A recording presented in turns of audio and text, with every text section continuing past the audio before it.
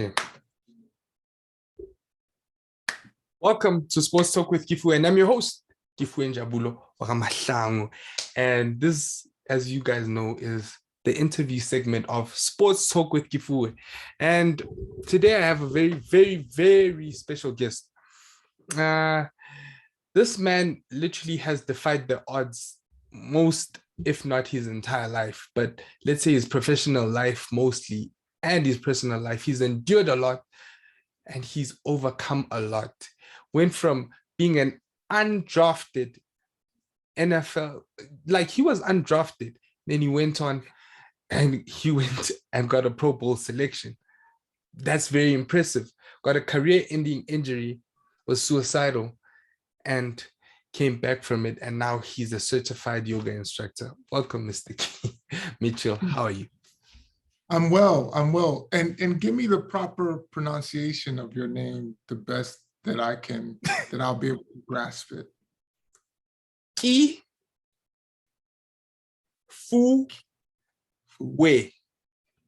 Kifuwe. Yes. Beautiful name, brother.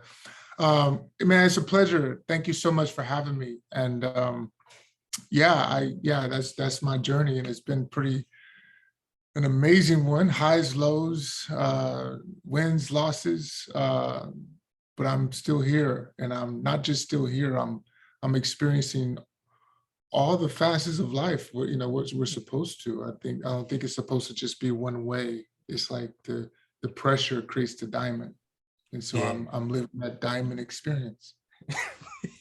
And that's a quotable. That's a quotable. That's how life is supposed to be. You gotta face the pressure of living that diamond experience, and that's a quotable. Quote that, put that. I know my next tweet is that I'm gonna replay this interview. People are gonna think it's my line. Like, yeah. When did you become? Give me some props for it, then. Give me credit. Yeah, I will.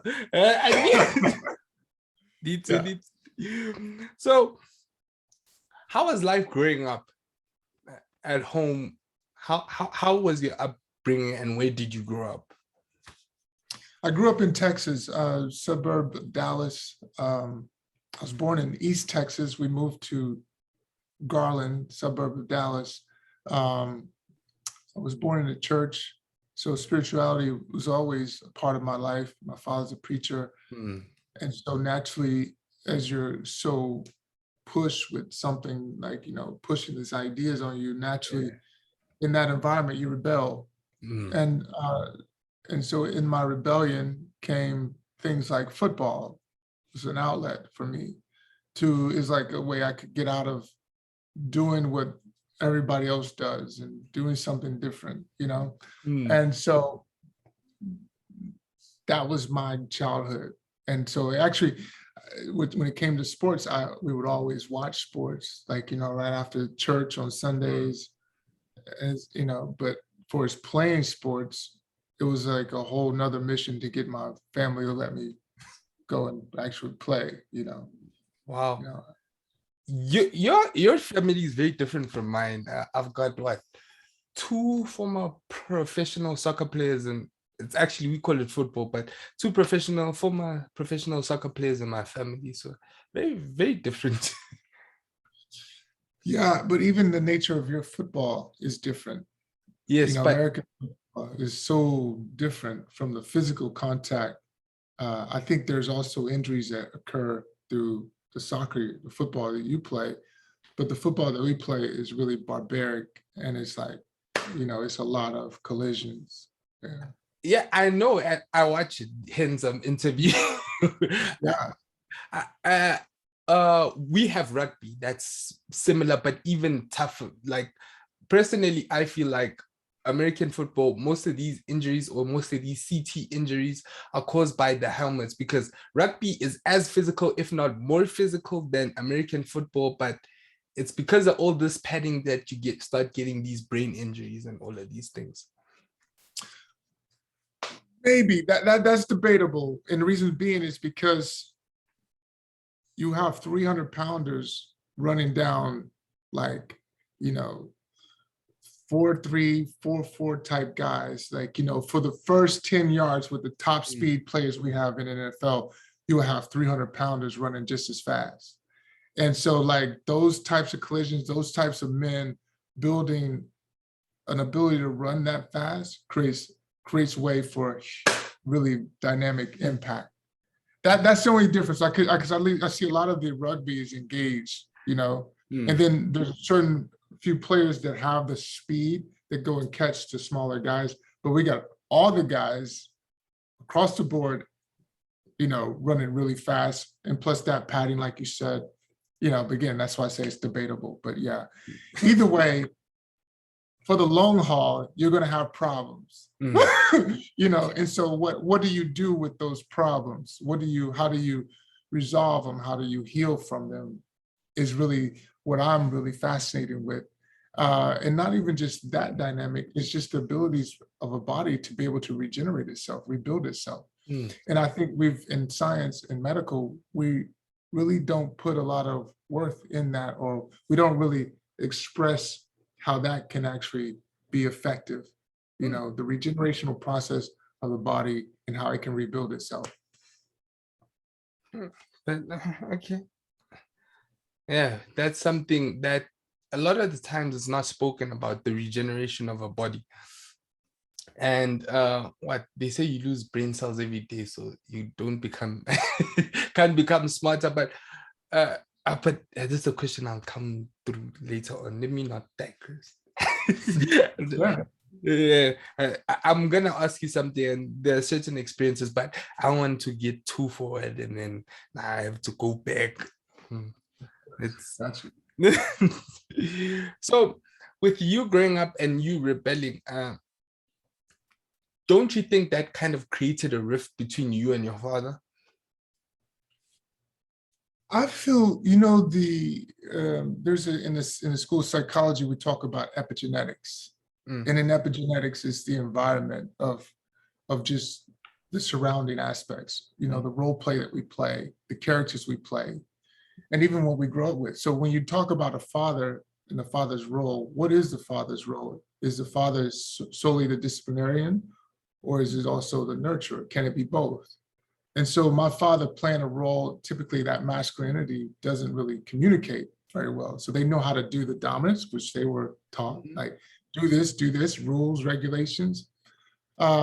So I was naturally in this concept of like having a father, him trying to figure out his role, him trying to understand the life he's living, and then also raise a man who's going to be approached to this life and go through this life. And so it's a kind of a way of like, what do I tell him? How do I approach him? And so my father raised me tough. He raised me hard, so my father's military and preacher. So I had total, like on all facets of discipline. And then also this really constructive way of living and growing up, hopefully I didn't go too far on a riff on that, but like, no, I think it's a dilemma with that. And so what I'm saying is naturally in that environment, with that misunderstanding, you're going to have conflict with the father. You have a younger man, you have a boy that you love, you want to love, but then the complications, as we know as men, how do we love? How do we show love? How do we communicate love? How do we even understand how to, speak these things? So what we've had a lot of times is the disciplinary action, like they come hard on you, but they'll never really tell you why. They don't tell you why we're coming hard on you. Why? What are we preparing you for? We just get the hard, so we like, okay, I got to be tough, and that's all we know, and then we go at life. And that's what I did. That's what made me a good football player. Do you think that it was because of how he was raised as well? Or because I had a father that also was in the military. I mean, we had apartheid over this side. So my father he joined MKVA, then he went to Angola, and then they tried to they were fighting to kind of overthrow the government this side, and it was peacefully resolved.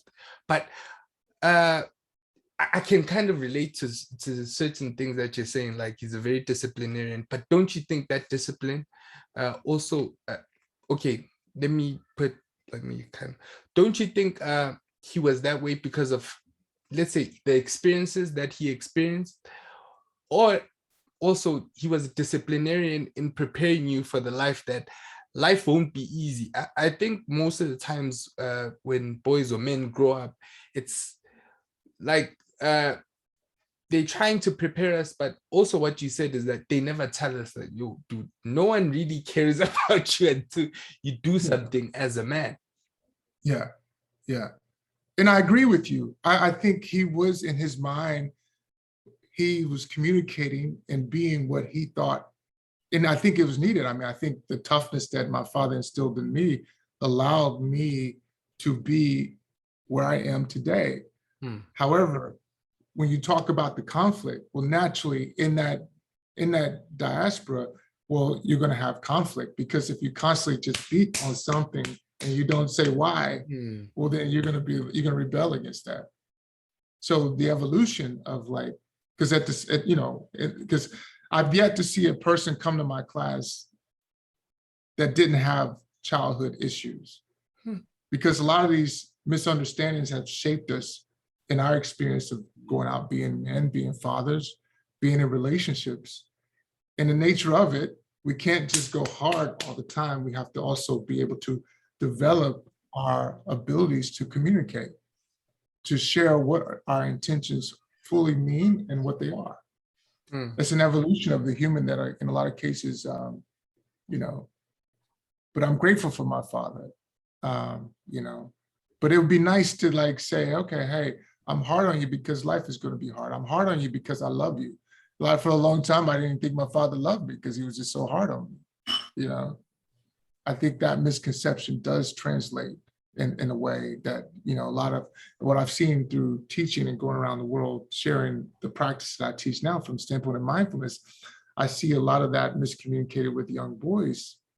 So a lot of times this is also what, carries over, but we can go into some of that later. But, like, yeah, it's a real thing, because I always study things from a psychological perspective to realize the solution, See, this is how I can tell that you internalize a lot of things, because I do that as well, and I do like a lot of like I read some psychological thing. Always I'm analyzing myself. Oh, I'm doing this because this happened and this happened in my life. You see, that's how I can tell people that really internalize everything that they do. Yeah, well, it's important. I think if you don't look at it as a psychology, well, then you get so emotionally involved that you can't evolve. You can't grow, you can't heal. And I think by looking at it from a clinical perspective of pathology, it creates layers from the experience, because for so many years I had issues with authoritative personas in my life, whether it be coaches. If a coach screamed at me, I screamed back. I was raised like that. I was raised to stand up, be a man, be strong. So where does that strength, where does that stop? So you scream at me, I'm gonna scream back at you. That was my protocol. I was challenged as a young boy to be that alpha male. So that's the carryover. And I'm sure your brothers, yourself as well, that's how we showed up from that upbringing. But it's also important, though. I think the balance is the whole spectrum in the family is the balance of the father with that discipline, but then that mother brings a nurturing factor. And I'm suggesting the evolution of our family. And as men, we can also evolve to be able to communicate why we're so hard, or why we need to have this discipline on our sons, because it raises a more developed human through the process, is my point. So far, this interview, people are gonna learn so much from it. It's very, like, we could go on and on. Let's try and go career, and then we'll come back to everything else. Okay. I can, like, it's gonna be very amazing. And then so now you go to high school, right? Yes. Through that upbringing, don't you think okay, I don't think you really are you one of the top prospects heading into like college at that time? Because I didn't read anything saying like, yo, you were talented. Like most of the time, like number one, everyone wanted him, but you were touted, but I don't think it was that much. So what made you pick the Aggies and over other colleges that wanted you? So reason why I wasn't that top prospect, because I didn't start playing until I was a freshman in high school. So I was late getting involved in the game. So I wasn't that good starting out. What happened with me is a teacher in the class, he was actually a coach who was teaching a particular course. I forget what class it was, but he gave me this question. And this is why I'm all about critical thinking or contemplating of creating questions. Yeah. He asked me to think, he asked the whole class, and I just took it personal. Where do you see yourself in 5 years? To visualize that. And as a child, 14 years old, I was like, man. And I started looking at like friends and like, does my parents, do they have money to pay for my college? Do I want to live at home? Do I want to? And I'm like, well, if I don't want to do those things, I need to start preparing for being whatever it is I want to do. And so it put that on my mind, and the lowest hanging fruit to me, because I was at that time, I made good grades, but I wasn't inspired by school. Geometry didn't kick in for me until actually now. I started studying mathematics and all these types of things in science. But back then, football was the lowest hanging fruit. So I was like, oh, I'm inspired to go play football. And so let me gravitate to that. And so I did. And so what I started doing is preparing myself, developing myself to be that athlete. And so that began to be my pace. And so my goal was I wanted every school in the country to recruit me to play for them. And I did that. And I narrowed it down to USC and then Texas A&M. And I chose Texas A&M because it was closer to home. I was sheltered as a child, so I wanted to be closer to home. My mother and father could be there and support. And I did that. And the rest was kind of like history from me. But also Texas A&M was better and USC stunk at that time. Well, USC still had a history. Yes. They still, and I think they won the national championship. Willie McGinnis was my host when I went to visit the Trojans. I mean, obviously A&M, we were good at that time as well, but I think they were still pretty strong. But A&M was known as linebacker U, so that was a position I wanted to play, and I wanted to go play amongst the best because I deemed myself as one of the best, or wanted to be in company of the best, and so I put myself in that position. Yeah, they say iron sharpens iron. That's the only thing that happens. Yeah, and true.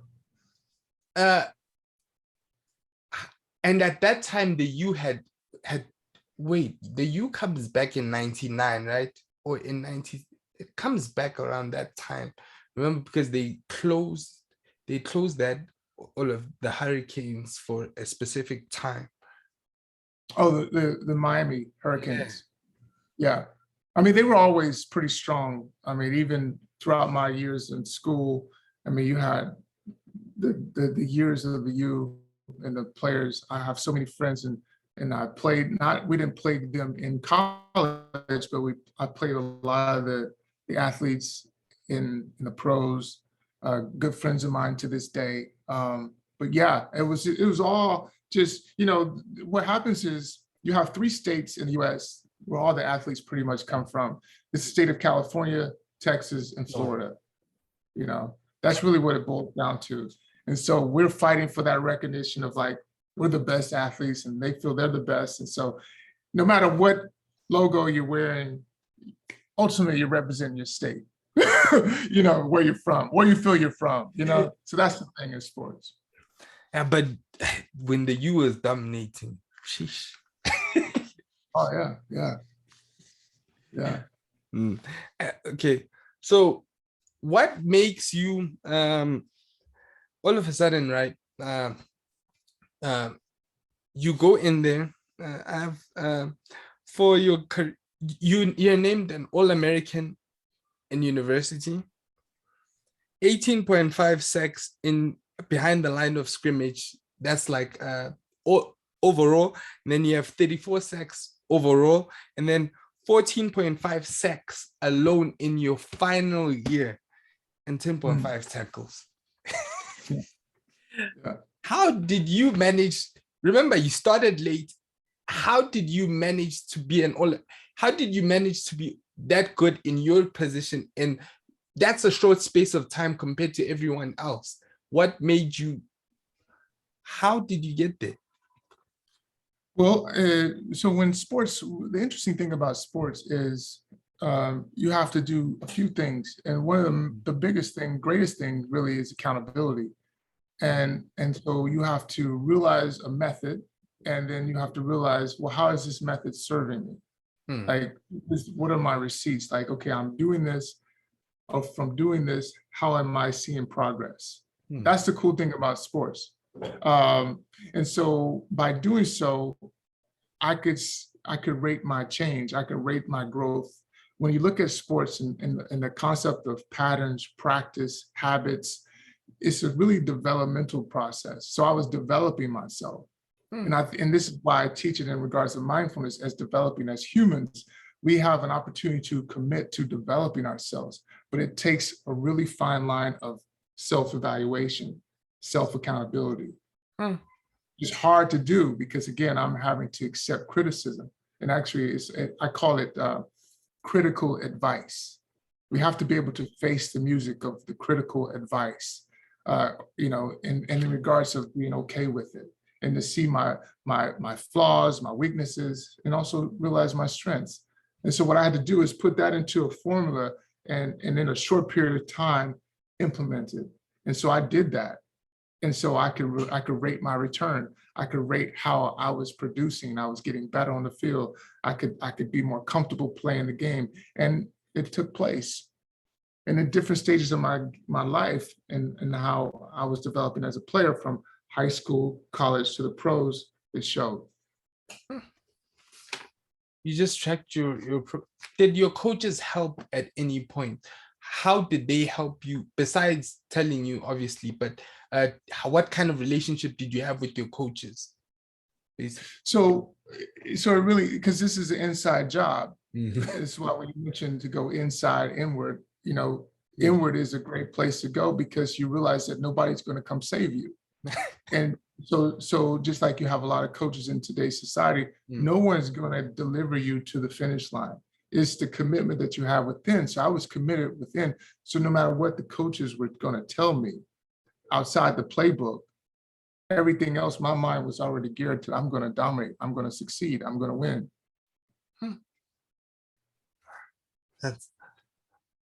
It's all about you.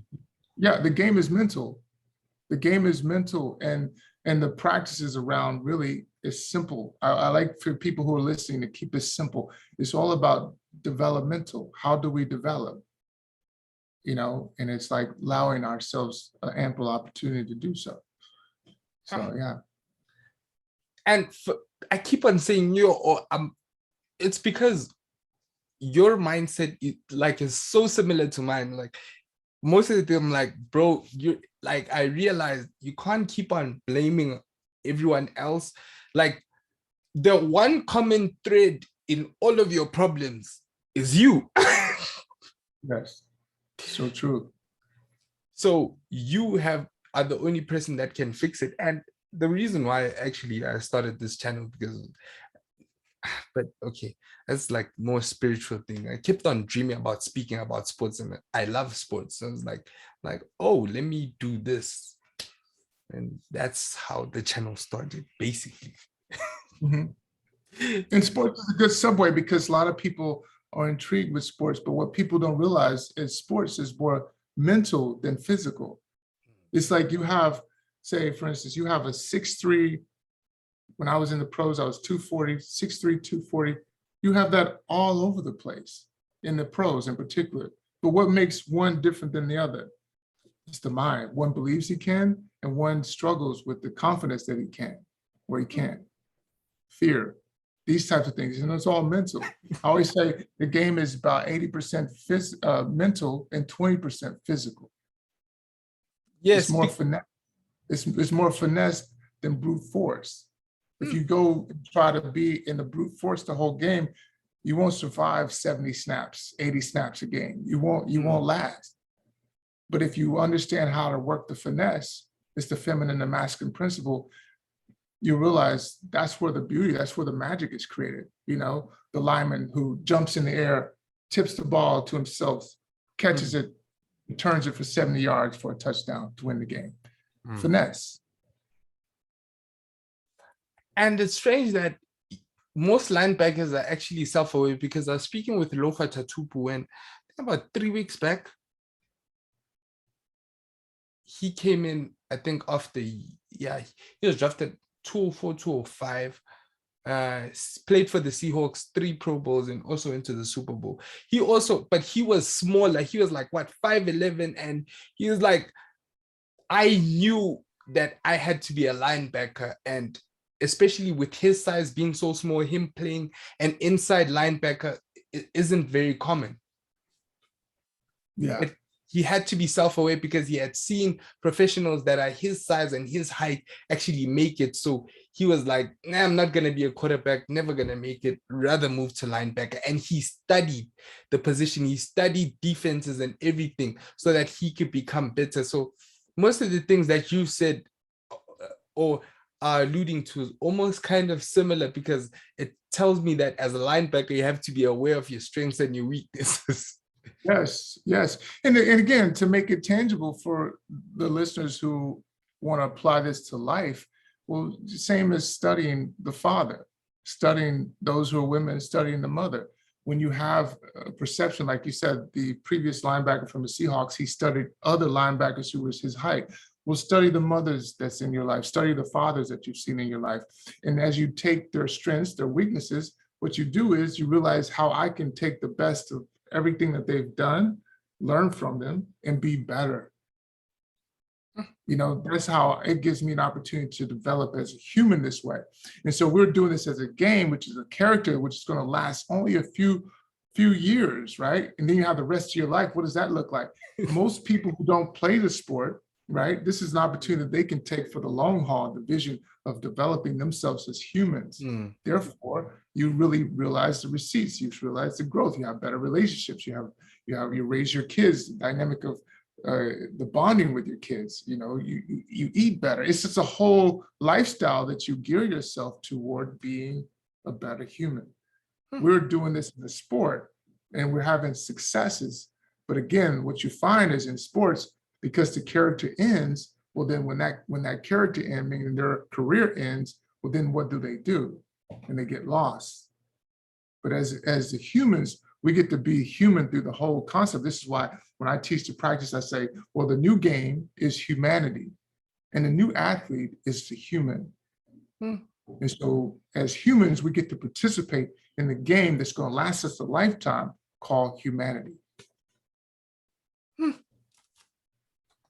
So many quotables. So, so you go through, you finish high school, and your numbers are very great. You're touted to be around what you've heard other people saying, second round pick, maybe. And then some analysts was like, nah, you did show going in the third round, right? Those are very high, like second or third round draft picks usually don't get cut. Like, yeah, first round draft. Okay, the first round, most likely you weren't expecting the first round. Second round goes like, okay, third round goes, fourth round goes, now you're starting to question yourself. Then the fifth round, the sixth round, and then the seventh round, it says that the coach, the Steelers coach called you and said it's between you and Mike Adams. And you said, pick him. Why did you do that? Why? Because my thing was not just to get in. I knew I could play. I knew I could play the game. I didn't need the validation that I could play the game. I just needed opportunity. And so in that point, again, my emotional maturity got the best of me. And I was in a space, I was so disappointed. I had high expectation and obviously I got let down. So I was in a mental space of just like, and again, maybe that had to do with, again, how what I had developed through this process of coming through that dominance. My father raised me a certain way, and I'm tough. I can handle it. I'm just going to deal with it. And maybe that emotional adolescent took over and said, it didn't work out the way I wanted it, so I don't want it no more. But however it happened, it happened. And I did tell him to pick the other guy, which actually, when I think about it, I write this in my book, that the defense that the Steelers ran was more what I did in college. And it would have been perfect for me.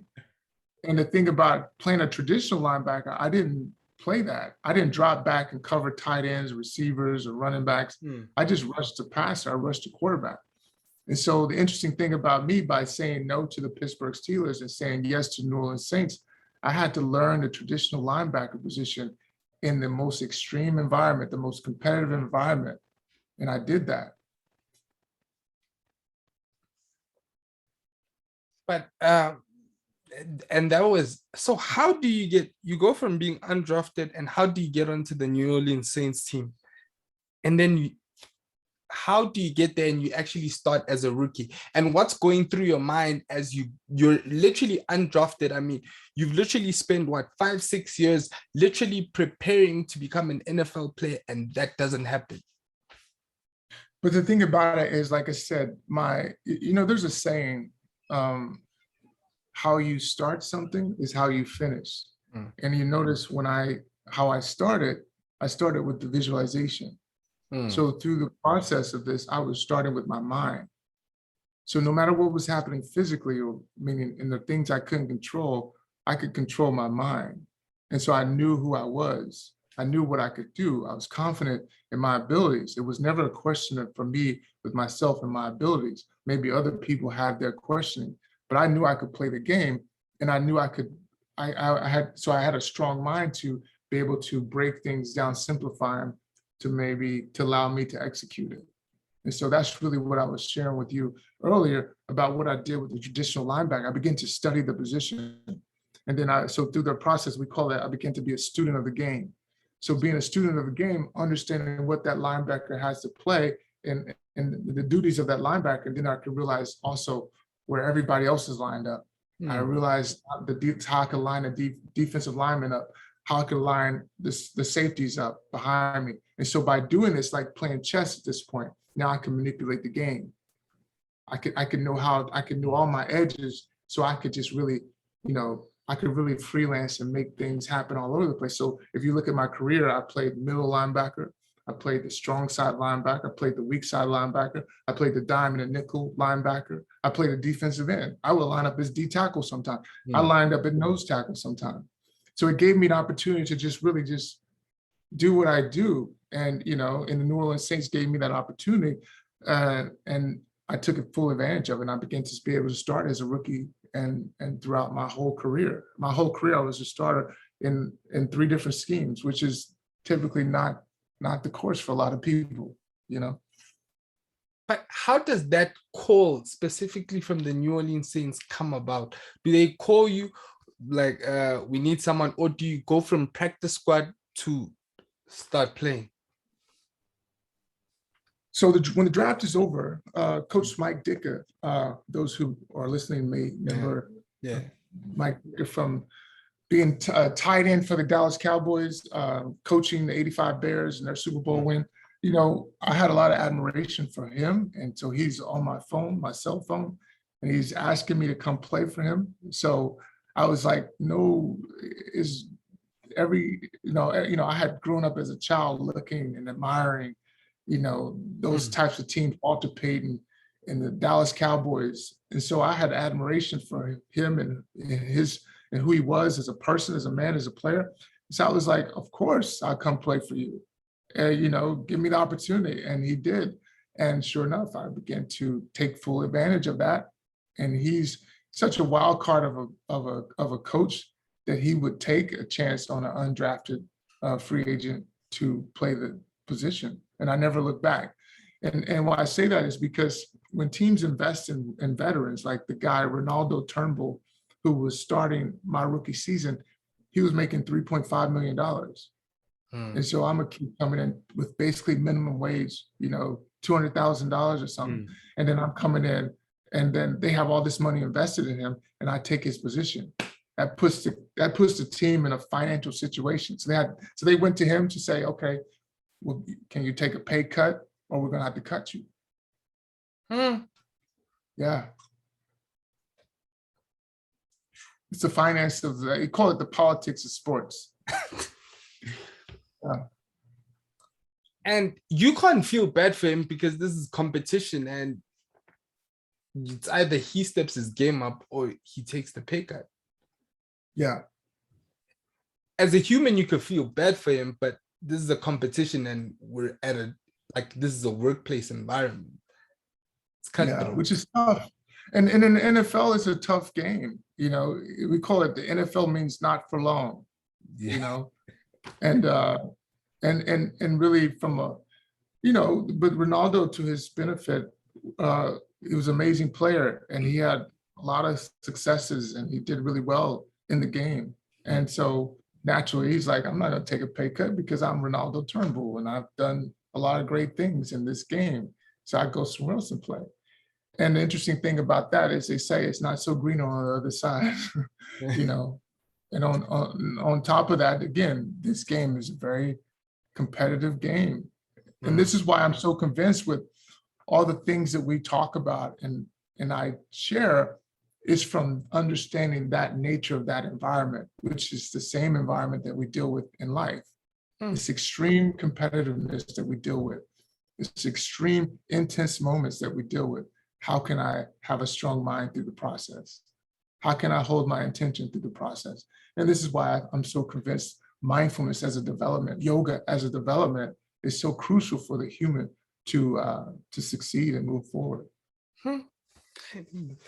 That's, so now, what was your first big purchase? Most likely, but you didn't grow up like in the hood where you'd be like, yo, bro, like let's say someone like me grew up in the hood, like, yo, I'd buy some absurd thing, like obviously, but most likely you grew up like most likely in a suburb. So you kind of had a bit of financial, like you knew what to do with money. Yeah, for the most part. I mean, I think you still childlike in some cases, and you you go out and splurge a little bit. But I never did too much, I did my share, but I never did too much. And I think that's just a natural thing. But I'm grateful I had a solid foundation of people around me. My parents, who are still here, married 47 years, were a great support, and family's great support for me. And that kept me, somewhat stable in my mind to deal with because NFL doesn't just reside on the field. The NFL is in the is in the times you're off the field, because you spend more time off the field than on the field. Yeah. So to deal with that mentality as you're living in the environment, I mean, it's also crucial. So I had a great support group that could keep me grounded. And okay, so now you keep on working on your game. You keep on working. Your third year Pro Bowl. How does it feel when the culmination of all your work, of you learning the position and everything, finally culminates in a Pro Bowl? Well, remember, like I mentioned, as you take a formula and you execute, well, then you're going to be looking for receipts. You're going to be looking for the progress. How am I progressing? And so I started doing that. Each year I saw myself getting better and better, and I started anticipating me getting better and better. And, obviously stronger body, stronger mind. And I just was stepping into the role. And I felt actually my better year was the year before I got voted to the Pro Bowl. But at the same time, when I first got to New Orleans, people were coming to games with bags over their heads. And then by the time I got nominated to the Pro Bowl, we were winning our first league, our first franchise playoff victory. And so I felt, even to this day, what you see in New Orleans for its football, I feel we contributed to, a part of that, the team contributed to the winning tradition that you have now in New Orleans, as far as I'm concerned. Yeah, and I really wanted to ask you, so how do you guys change the Saints from the Aints to actually the Saints? Because, and how does that shift happen? I know Mike Ditka was a huge part in changing you guys the mentality around the dressing room, but how did you guys feel at first, and then as it kept on going, did you guys gradually see the change within yourselves, or did something really happen and then everything just changed? Well, we always had really strong potential when it came to like, in particular, like defense, right? So we had a lot of, we always played really good defense in New Orleans, even if the years before I got there, they call them the Dome Patrol. You know, you had Sam Sam Mills, linebacker, Ricky Jackson, linebacker. You had those great defensive players in that time. We never did have offense. And so really what we got to do with new coaching staff that came in, they brought a better offense. So we you know, Jim Haslett brought an offensive coordinator that's now that you have in Dallas Cowboys, that have the Dallas Cowboys, 9-1 now. And so he brought in some really good offensive minded coaches and that helped and complemented our defense. So we started winning some games. In the NFL, you cannot win by defense alone. You know, you got to have some offense to complement. And so we did that, and that was what we needed. So now you leave New Orleans better than what you found it. Why do you leave? Well, you know, it was some, again, politics. You know, there's a lot of things that happen with sports and politics, and those things, unfortunately, you know, they just casualties to the politics. And so I was in the whole thing with Ricky Williams from the standpoint of my agent representing him as well. And so there was some complications there, and then, you know, it didn't work out. So I went to Houston. And then, you know, in Houston, you know, it was a new franchise.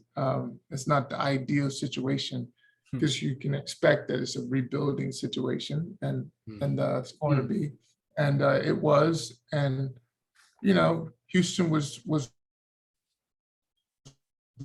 not to be back where I went to college because it's really close, Houston College Station, but it was a great experience, and I was there for a year, and I moved to Jacksonville. But really, in Jacksonville, you know, rejoining Jack Del Rio and going back to really, and interesting enough about that also Houston move is that I went back to basically like a defensive end, like I played in college. Like that Pittsburgh defense was what Houston ran. And so I was basically that defensive end again. So I went from a traditional linebacker for 6 years, and then back to a defensive end, and then in Jacksonville, back to a traditional linebacker. So it was really interesting dynamic to just to see that. That's hard, by the way. That's hard. Changing in any professional sports, when you, especially team sports, when you have to change positions, it's actually very hard. Yeah. It's hard, but at the same time, I did it, and really, I guess the gratitude takes place when I go to Jacksonville, and in the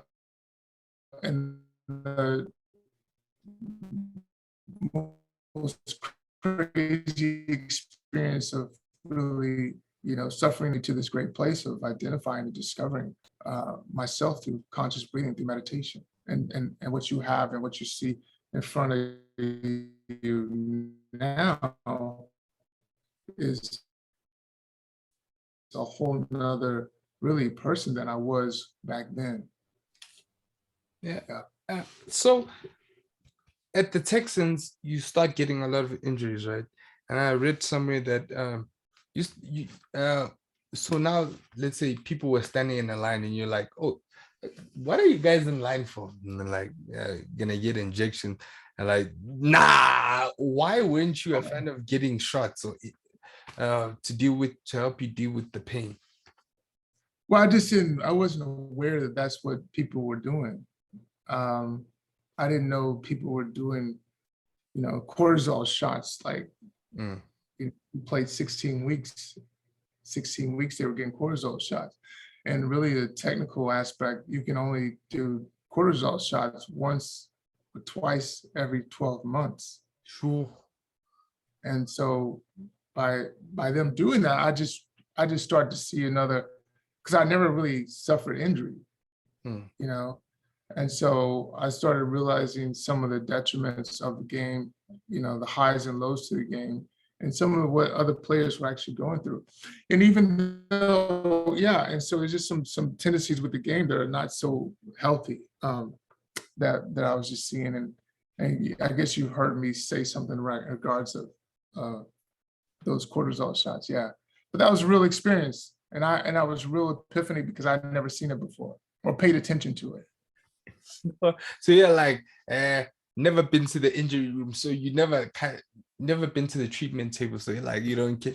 But now all of a sudden when you're on the treatment table, like, nah, man, what's going on? Yeah, something is amiss here, something is very wrong, chief.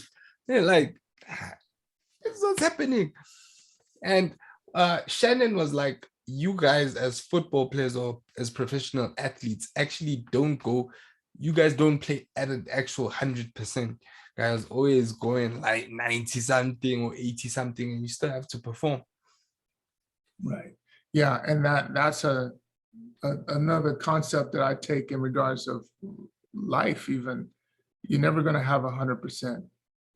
You know, we're coming from all these different places, whether it be trauma, whether it be conditioning. It's like by learning who God was from my father as a child, we'll always kind of have reins of knowing who I feel God is today out of all my experiences. You know, whoever I learned even God to expand to, it will always have the conditionings of when I was younger, what God was told to me. So it's just the nature of it. Like, so, you know, these things play a part, and, you know, and yeah, it just begins to, they shape you. So the trauma of just experiencing the game, you know, if I hopefully I'm not going too far off on that question. But yeah, it just begins to, actually, can we go back to, what was that question again, that last piece you said? We were talking about injuries, right? Yeah, it's just like, yeah, the injuries just come with, the game comes with so many injuries. Oh yeah, you guys don't never play at 100%. So how, you guys never play at 100%. So how do you guys, or how do you deal with that? How do you cope with that? Yeah, so like, whether it be practice, whether it be the injuries compounding on themselves, yeah, you'll never play at 100%. Even the first game of the year, you won't be at 100%. Why? Because in practice, we would practice like the game, you know, and before you have the season, you have preseason, you have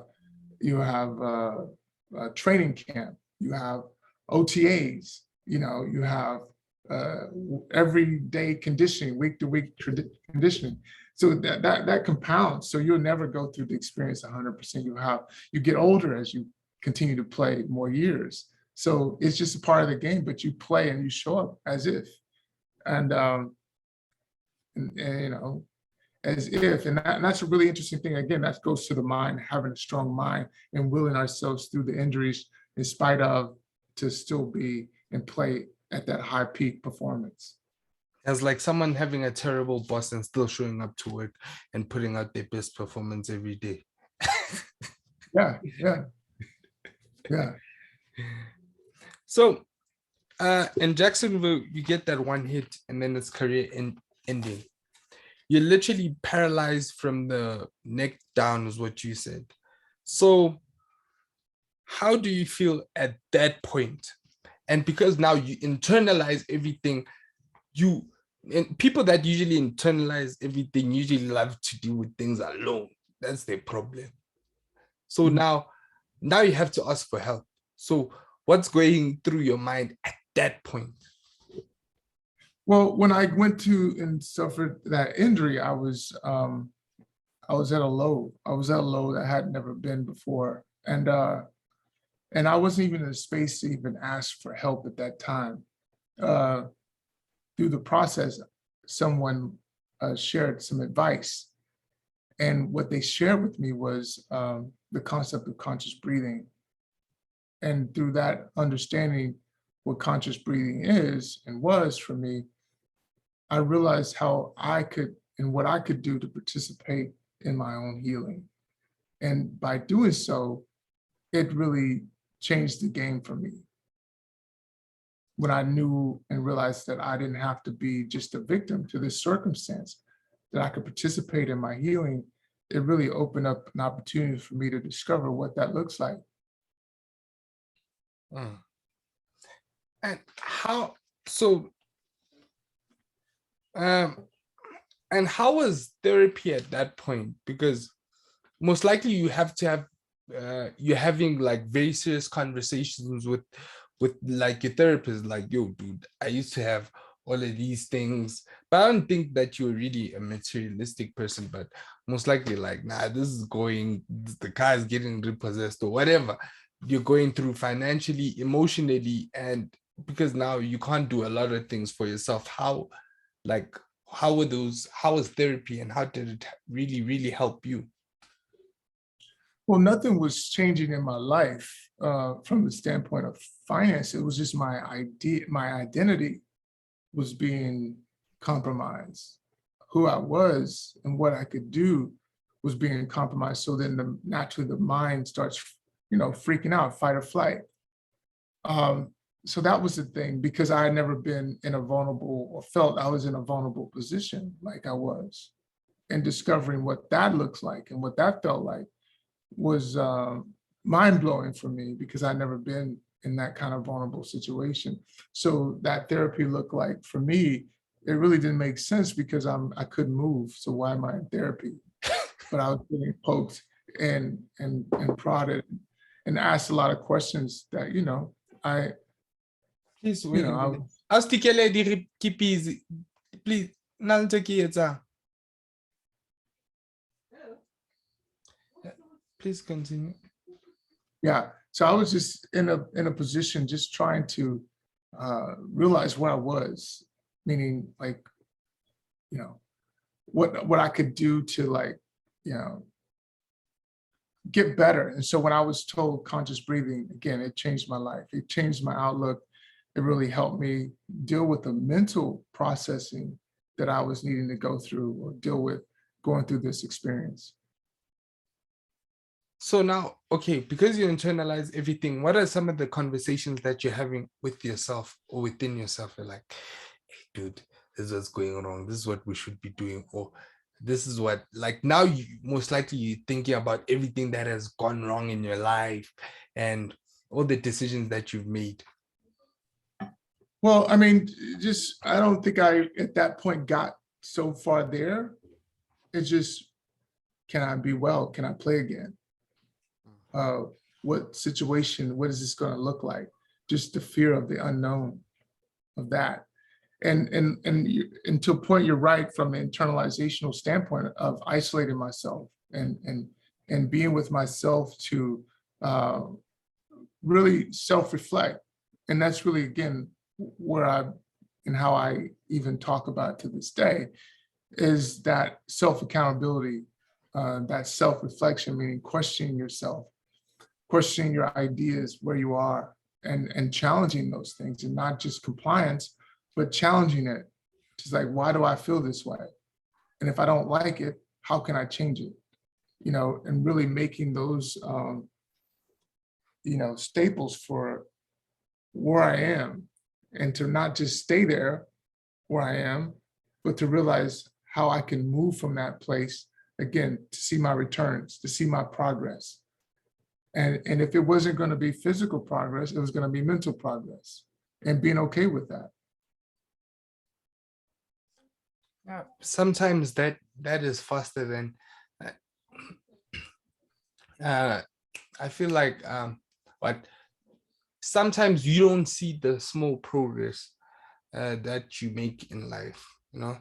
They say you're the slow progress, you never see it because now you're chasing a bigger goal. Let's say like you got to the NFL, most likely you're like, okay, my next goal is the Pro Bowl. Like you're not caring about, yeah, I'm grateful for it. I'm just and you sometimes a lot of people don't appreciate the slow progress, but most likely you do. Me personally, I just don't have the patience. Well, yeah, that was one of the things I learned. Um, One of the biggest things I had to learn was patience, Mm, and patience with myself, patience with the process. Because no matter where we're going in life, it's particularly if we're making this drastic transformation shift, uh, it's going to have to go through a process. And so through the process, we must be patient with ourselves. We must be compassionate with ourselves through the process. So in the best way for me, I realized conscious breathing. Breathing is a mechanism for processing life experience to allow you to go through it and hold a certain intention. And the certain intention that I was holding was that I would be well. ah, manifesting it before it actually happens. Yeah. And man, linebackers are usually like you and Lofa Tatupu. You guys are sure don't you guys don't know each other because it also is like yo write things down, manifest them, and then after that go to work. Yeah, yeah. And We have to put in the work. We have to do the work. That's another thing. People are afraid to put in the work. And really, in putting the work in this case is not going hitting someone. It's asking yourself the real questions. How am I living? What changes can I do? How can I evolve? How can I level up my actions? mm, Things like that. And those are hard questions. Self-accountability is hard questions. And that process is doing the work and answering those questions with clarity and truth, and to accept whatever the answer is, but realize that I also have an opportunity to change that course, and making that an emphasis.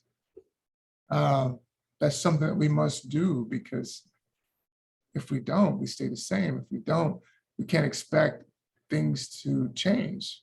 mm. We can only accept and expect things to stay the same, doing the things that we've always done. I think that's the definition of what they call insanity, right? So doing the same thing over and over, expecting something different in return. It's not going to happen. Mm. So, we must apply ourselves.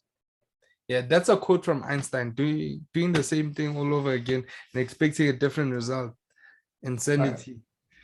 So, um, so you go through therapy, you learn all these things, and now you start the healing process, right? So now, Yes. uh, what self-conscious breathing is that meditation? I just want to get like a clarification. Is it meditation or is it how is it different from meditation? Well, there's a saying, attention goes where energy flows. So meditation is a concept of how I can be an observer. I Mm, can create space from the situation. Mindfulness is more how I can go into the situation to realize clarity about the situation. okay. It's like a call to action in regards to the situation. So I could take the attention, I can take my breath, and I can send my breath, just like you would send a prayer across the world. You can send an intention within your body, an intention to a part of your body that can be and facilitate an actual physical, tangible prayer. Mm, yeah, man. So now, okay, now you're doing this yoga thing. You went from doing one of the most masculine things in the world, which is playing football. And then now you're doing one of the most, what people would describe the most feminine things to do, which is yoga. How do you deal with that personally or internally? Well, again, like I mentioned, 80% is finesse, 20% uh, is is the brute force.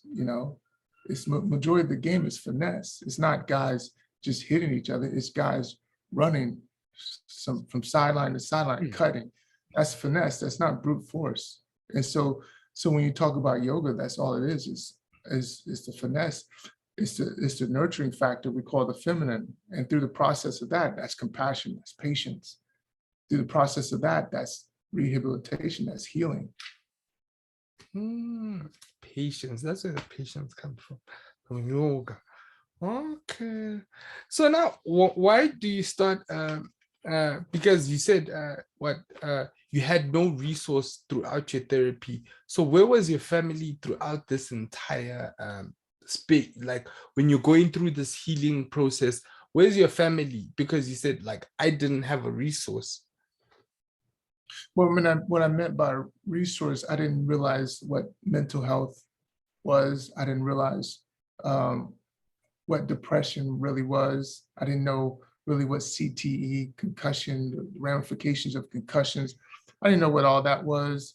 And my parents, they knew I had an experience, but they didn't have an access of how they could communicate with me. We didn't have a relationship from that standpoint, which I could feel comfortable talking to them about what I was actually going through, the fear and so forth. That vulnerability, that wasn't accessible for me. So I was basically going through the experience I call it cold turkey, like just not knowing these concepts, but just finding my way and staying positive and using whatever I could to inspire me, to motivate me to keep going. And like I mentioned, I had highs, lows, I had wins, losses, in different moments. But I stayed the course. And even to this day, I stay the course and I keep going, holding that intention. So how do you actually deal with the depression? Because you were really depressed for quite a while. And what were the things that you did that made you realize, or that made the doctor realize that you're kind of going through something, you're depressed? Were you like, was the house always like black, like windows always closed, like you didn't want to see anybody, or like you started eating a lot, started becoming so much more reclusive than what you would have been in the first instance? Well, many of those things I did, many of those things. And what I would do, again, the intention is, how do I stay the course? How do I keep my mind together through this process? And I just started looking for things that being more inspiring. And one of the things that I found myself doing, I read a book, The Art of Loving, which was a profound book for me to really help me self-reflect. Again, meditation was a thing. Fasting was a thing. Detoxifying my body was a thing. Mental detoxification was a thing. And then also visualization, realizing, seeing myself being well, seeing myself cultivate certain relationships after I would move from this experience, wherever I was. And so those are the things that I converted to help me, keep it moving. Yeah. So were you ever suicidal at any point? Of course, like again, the losses look like a lot of different things. The losses look like that depression. The losses look like in that mental state of, why do I want to be here? I think you can really think yourself into whatever you desire to. And that's why it's important to have a mind practice. And what a mind practice can do for you is help you hone your thinking, directionalize your thinking from a standpoint of more constructive thought into less unconstructive thought. And so with meditation, it begins to be my medicine in that sense, to deal with those things. And then you started going out a bit more, and then I think that's start going out a bit more. And I know it's hard, but at some time start going out a bit more, not too much, but start hanging around people. It kind of gets you out of the funk. And well, for me, I was just, again, I stayed more so in the isolation for a while. The people, it's a certain type of person. I think that when you're in those moments, it's probably in a lot of cases better to be alone. because the people, if you put random people in your life that can regurgitate the trauma, it can trigger the trauma. It can, you know, a lot of times people are toxic. Even relationships that we have with people are toxic, even whether it be mother and fathers, you know, unresolved issues. So a lot of times, to keep the purity of it, I suggest you be alone, but you have a mind practice while you're alone. You're not just alone with no tools. You're developing and questioning and staying intentional with your, you know, the things that you're doing, your thoughts, you're protecting those thoughts. Yeah, I think those give you the ample opportunity to rebuild and rehabilitate, because it's a rehabilitation practice that we're dealing with. And when you talk about yoga, yoga is this union, mind, body, spirit. So it's really not this concept that the world sees it as. Yoga is you. It's just what happens when you bring all of you together, when you get yoga. You know, it's can I walk and chew gum at the same time? Can I stand in crucial moments and breathe at the same time? Can I have patience and have difficult conversations at the same time? That's really all yoga is. And it's a preparation for being in those types of adverse conflicts, confrontational type moments. And what you'll find is a lot of us don't have the skill set or the tools to do so. But that's what relationships are. That's what politics is. That's what having real conversations require.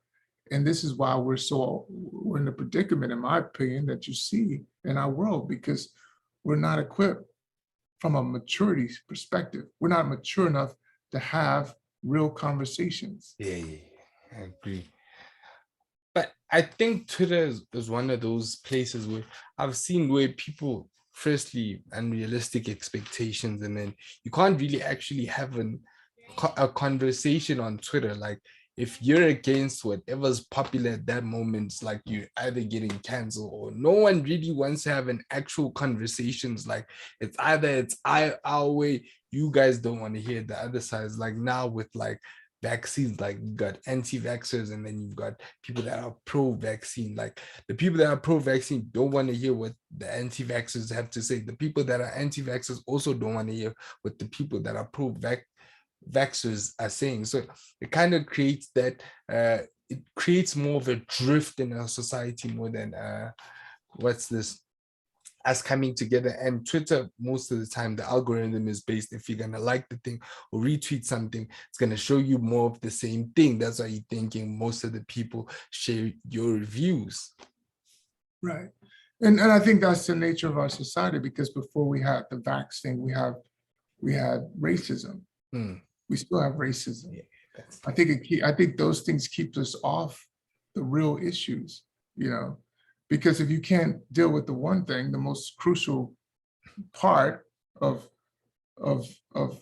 disliking someone because of the color of their skin, will naturally, whether it be because they're overweight, they want to take a vaccine, don't want to take, it's just, those are just continuations of the first chaos, you know? And if you can't solve the first one, the most important one, well, then naturally it's going to breed all the other ones, whether it be bullying, whether it be human trafficking, whether it be animal cruelty. Well, if you're doing this with humans, well, naturally, all the other categories are going to continue to take place and breed more. Until we solve the first thing, all the other things are just compounded on themselves. Do you think that we'll ever solve racism? Because certainly I think not. I think we have a society that doesn't, again, want to deal with the issue. And if you can't deal with the issue, you never give yourself an opportunity to heal it.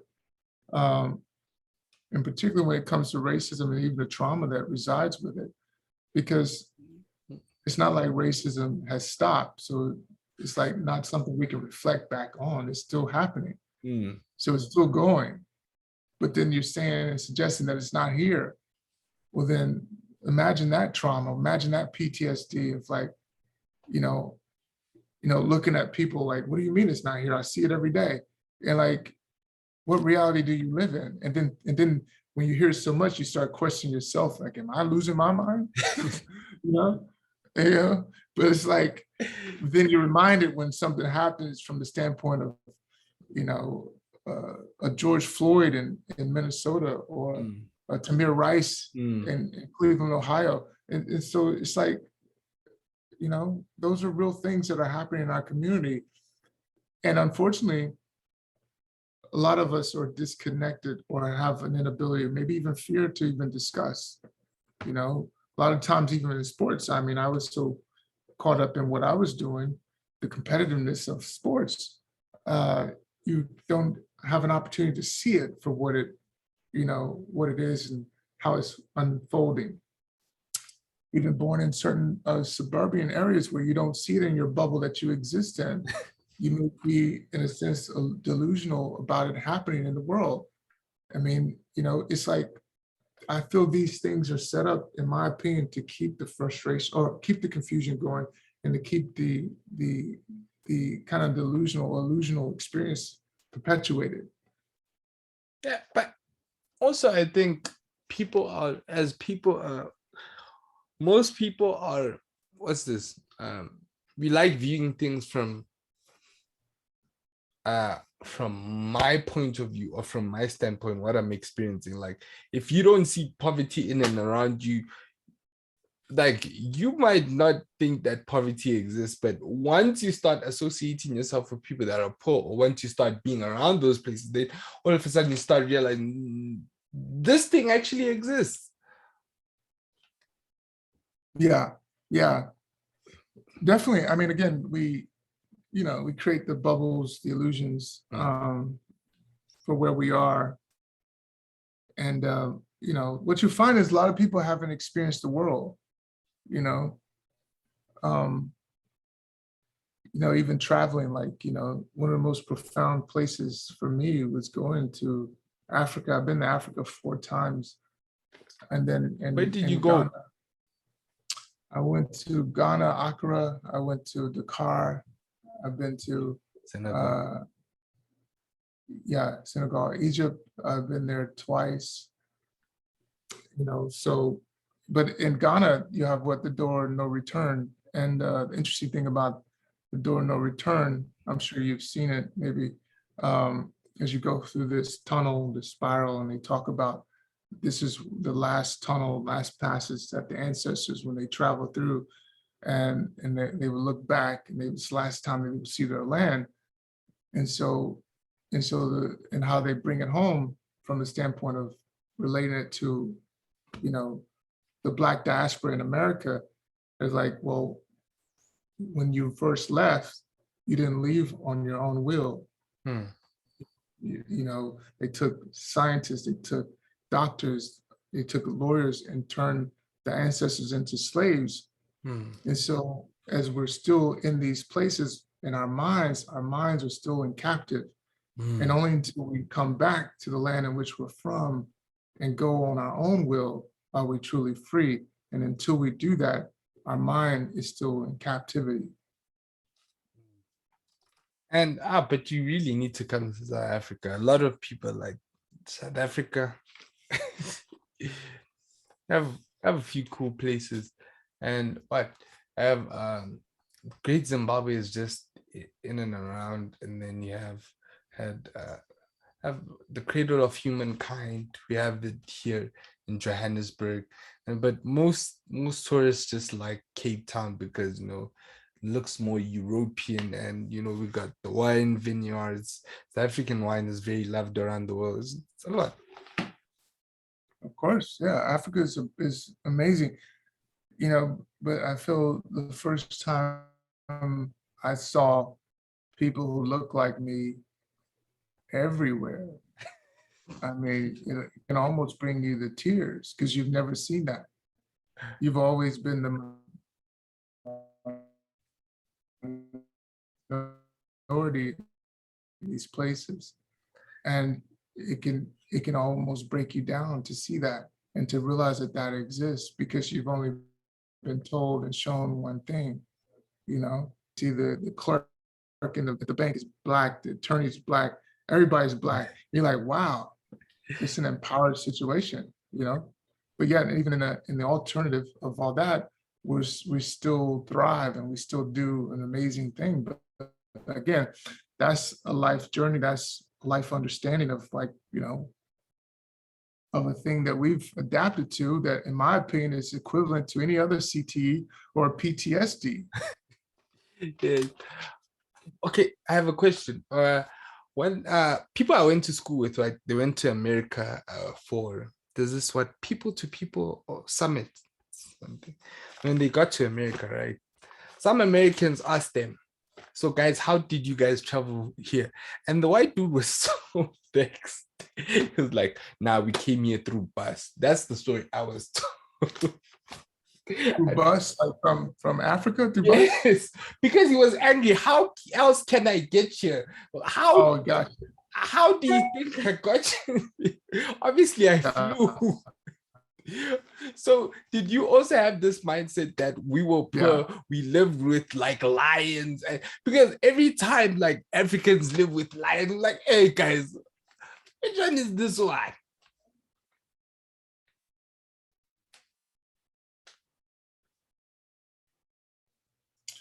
Well, when I went to Ghana through Accra, some of those areas going on to the rural areas, the roads are undeveloped. So you have to go really slow and it's really dark spaces.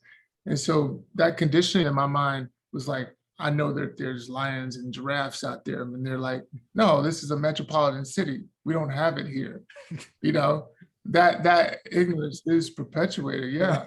And a lot of minds is naive to a reality. Because again, I was telling you, like the conditioning, these things have been sold and conditioned in our minds, and they have our minds encapsulated.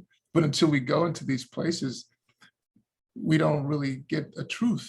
We don't get a real education about like beautiful places of like you're talking about Zimbabwe, or, I was looking at going when I was there. I was just in Africa like a month ago.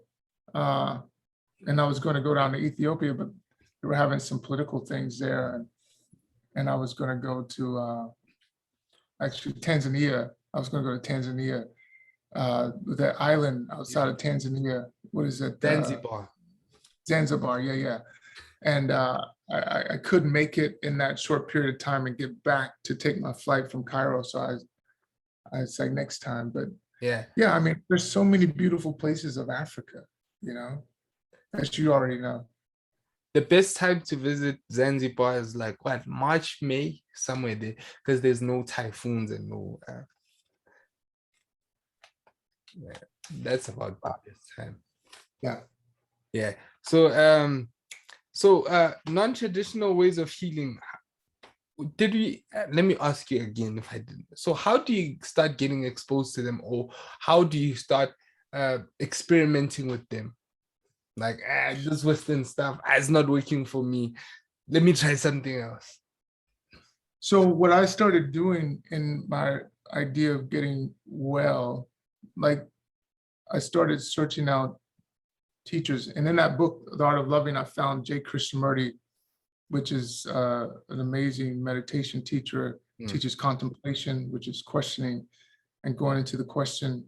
Osho, I started finding Alan Watts, people like that. And then I started, you like Alan Watts? And then I started diversifying my teachers. And what I found was Dr. Sebi. I never had a Black teacher. And I've been to Dr. Sebi's home 12 times. And this is how I began to be vegan for 8 years. I found people like Laila Africa, a historian, a hypnotherapist, really a deep psychological thinker. Under him, Kaba Hiawatha, I started understanding Kemetic sciences, just understanding the roots of all these things that you talk about when it comes to spirituality. Because in my opinion, spirituality starts in Africa. I mean, whether you want to have that on the record or not, but the spirituality starts in Africa. You got what greater, you got the Giza, you got the Sphinx, you got all these concepts that are not mentioned, by the way, in the Bible. you know, with these great, you know, creations from the great African people, no matter how you want to shape it. I mean, you know, people want to call it Egypt, but it's Africa, Mm. you know? And So, yeah, and strangely, we were speaking about race, and you do one of the most like yoga. You most people associated with like middle class to upper class white women, and then like, hey, who? Then this guy doing yoga is like, hey, black guy doing yoga. What are you doing? yeah. Do you get that a lot when people are like, why you? And then this is your setting. Well, you know, when it comes down to yoga, it's important to realize what yoga means and getting to, again, you know, you have an idea of what's been showcased through propaganda, what it is, but really what it is. And so I explain what it is, what we're doing. Really what I learned actually from Kaba Hiawatha, when you talk about yoga or the idea of movement, right? Movement is the first stage of spirituality, because everything that you're learning that you want to do in the world when it comes to patience, compassion, you have to first learn how to extend it to yourself. And the only way you do it is through a physical movement.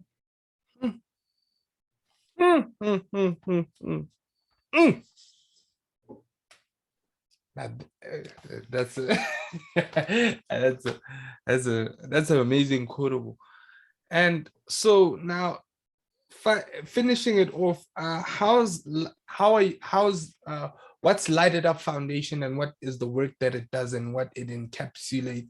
And I think for me that kind of is your life's work, right? That's that's you being a human rather than being an athlete. Yes.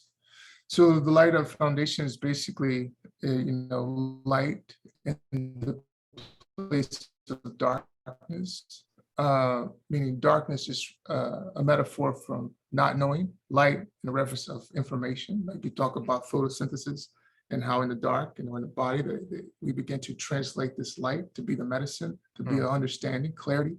Well, this is what we're showcasing. And then how through the tools of simple yoga, meditation, mindfulness can be a lifestyle, it can be a way of transformation, it can be a way of rehabilitating the body that's been lack of this nurture, the lack of this attention that we're expecting to get and gain from other people, that we can actually extend and gain from ourselves. And so I showcase that in schools, and we work with the military, we work in all facets of medical, of how we can showcase and better work those intelligence, that knowledge with the human experience, the human knowledge, the human understanding.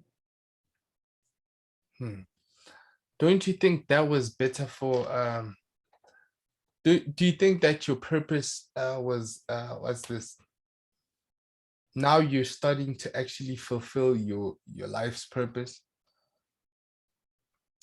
Well, I feel there's a concept that life, in my opinion, as I've known it, doesn't really have meaning.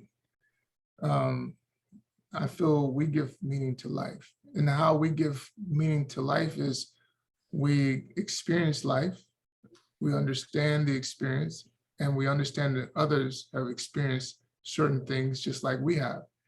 And just like we've incurred certain levels of trauma.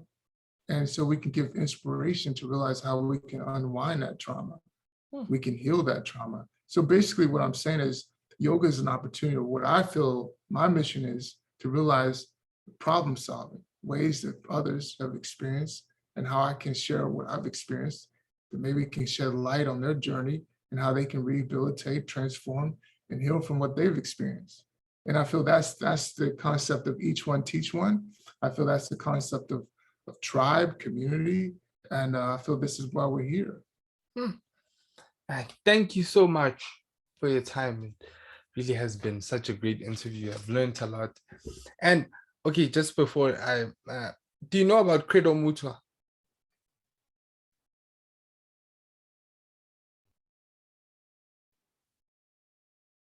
I don't.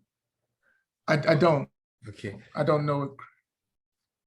Yeah, try look him up a bit, and then Can you put it in the comments and I'll copy and paste it to look him up? Can yeah, you write it in the yeah, comment there?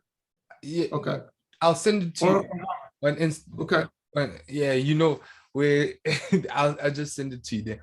Then in closing, I've learned so much. Your story has been what you've said. It's been very about overcoming everything that you're faced against, and that's life. You've got obstacles. You've got to like the one thing that we really have to accept as people is it's not what life will never be easy and it will never be fair. So as soon as we accept that, that will make everything else better. And just as we learn spiritually and as we grow more, things are gonna start to happen. And like this, I've learned so many things. It's been so eye-opening that I it's so, and even in relationships, and this has been such a great one. Like I'm literally amazed, and I can't really say much. And uh it's just thank you for your time, and it's been Sure. such an amazing honor having you on the show. And Awesome. Well, thank you so much for having me. thank you very much. And guys, I'm All out. right. Bye. Bye-bye.